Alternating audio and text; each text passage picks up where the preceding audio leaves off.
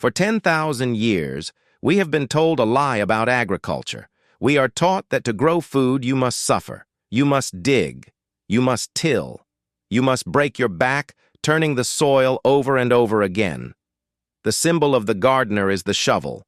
But what if I told you that the shovel is actually the enemy of the harvest? There was a time when potatoes were not planted in rows, not buried deep, and not grown the way textbooks insist today. In the early 1900s, small farmers quietly used a method that produced up to 3 times more tubers from the same land. It required no fertilizer, no chemicals, and almost no digging. Then it disappeared, not because it failed, but because it worked too well outside the industrial system. In the 1970s, an 80-year-old woman named Ruth Stout rediscovered this secret. While her neighbors were sweating in the sun with rototillers, she was sitting on her porch. And when harvest time came, she didn't dig. She simply lifted a blanket of hay and picked up potatoes as if she were collecting eggs from a chicken coop. Clean, massive, and effortless. By the end of this video, I will show you exactly how to replicate this lost system.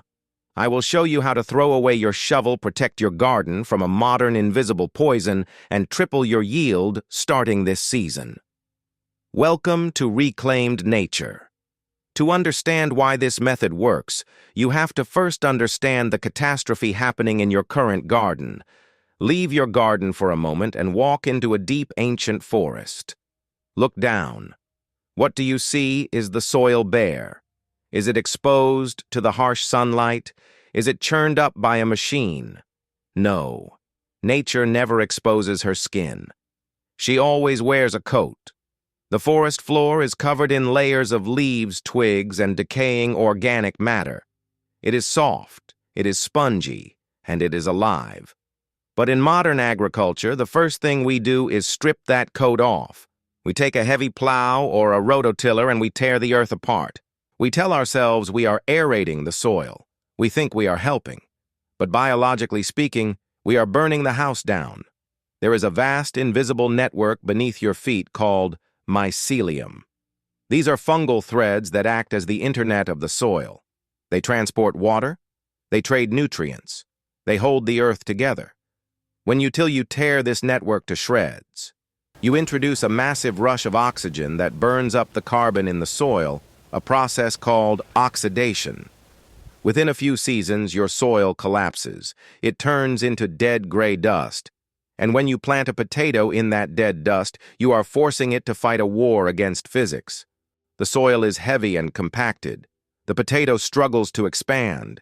It exerts all its energy just to push the dirt away. The lost method of 1905 realized a simple truth.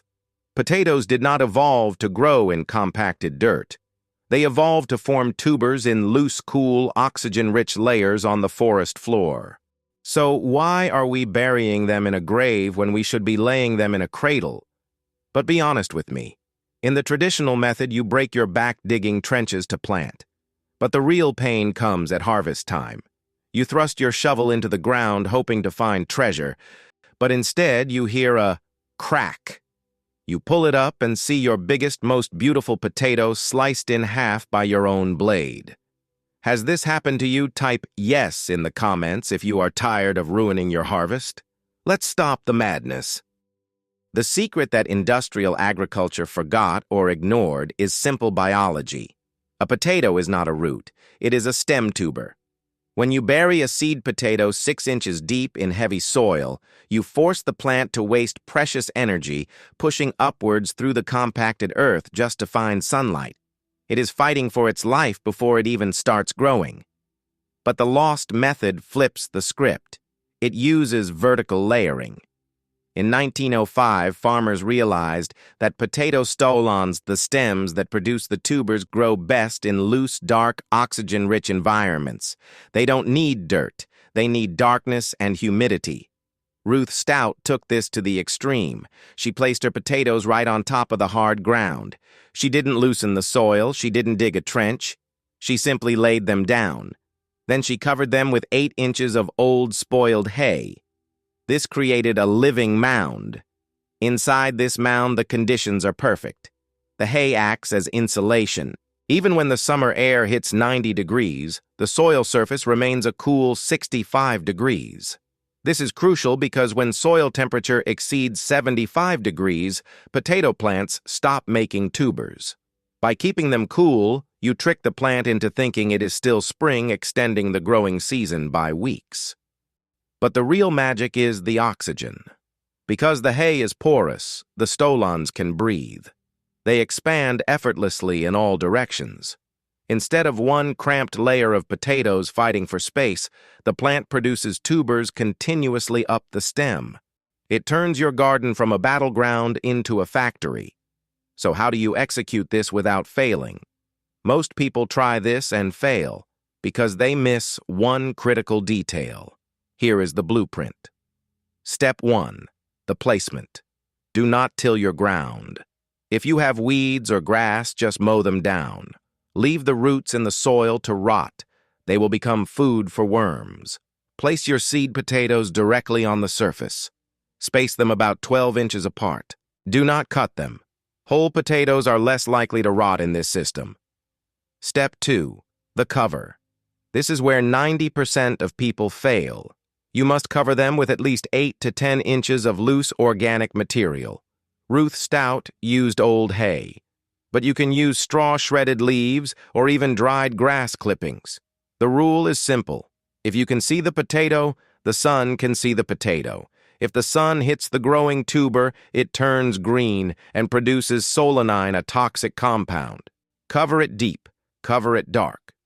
Step 3. The maintenance or lack thereof. Walk away. This is the hardest part for modern gardeners. We are addicted to doing something. But with this system, there is no hilling. There is no weeding because the thick mulch blocks the sunlight for weeds, and there is almost no watering. The mulch locks in moisture so effectively that unless you are in a severe drought, the rain is enough. Step 4. The treasure hunt. When the plants die back in the fall, do not bring a shovel. Just walk out to the garden, kneel down, and pull back the blanket. The potatoes will be sitting right there on the surface of the soil. Clean, dry, massive. You pick them up like you are harvesting pumpkins. No sliced tubers, no back pain, just abundance. But before you rush out to buy a bale of hay, there is a modern trap that Ruth Stout never had to deal with. A trap that could poison your soil for 3 years. In Ruth Stout's time, hay was just dried grass. But today we live in a chemical minefield. There is a class of herbicides called Aminopyralids.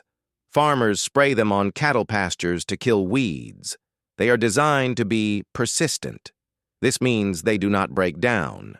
The cow eats the sprayed grass. It passes through the cow. It ends up in the manure, or it stays on the dry hay, and it can remain active and deadly for up to 3 years. If you mulch your potatoes with this contaminated hay, your plants will sprout, but then the leaves will curl up like claws. They will twist and wither. It will look like a virus, but it is actually chemical poisoning. We call it killer hay. So to use the Stout method in the 21st century, you must be a detective. Ask the farmer, was this field sprayed with Grazon or Grazon? Next, if they don't know, do a simple bioassay test. Plant a few bean seeds in a pot with some of the hay soaked in water. Beans are the canary in the coal mine. If the beans grow straight, the hay is safe. If they curl and twist, burn that hay. Do not put it near your food. Once you secure safe material, this method is more than just a gardening trick. It is a return to sanity. Ruth Stout taught us that laziness is just another word for efficiency. By throwing away the shovel, you are not giving up control. You are returning control to the biology that has worked for millions of years. So this season, I challenge you. Try one bed, just one. Compare the digging method with the Stout method, and let your back decide which one is better. If you are ready to stop fighting the soil and start working with it, type the words "no dig" in the comments below. Let the algorithm know that the shovel is obsolete. Hit the like button to support effortless abundance, and subscribe to Reclaimed Nature, because the smartest farmer is the one who watches nature do the work.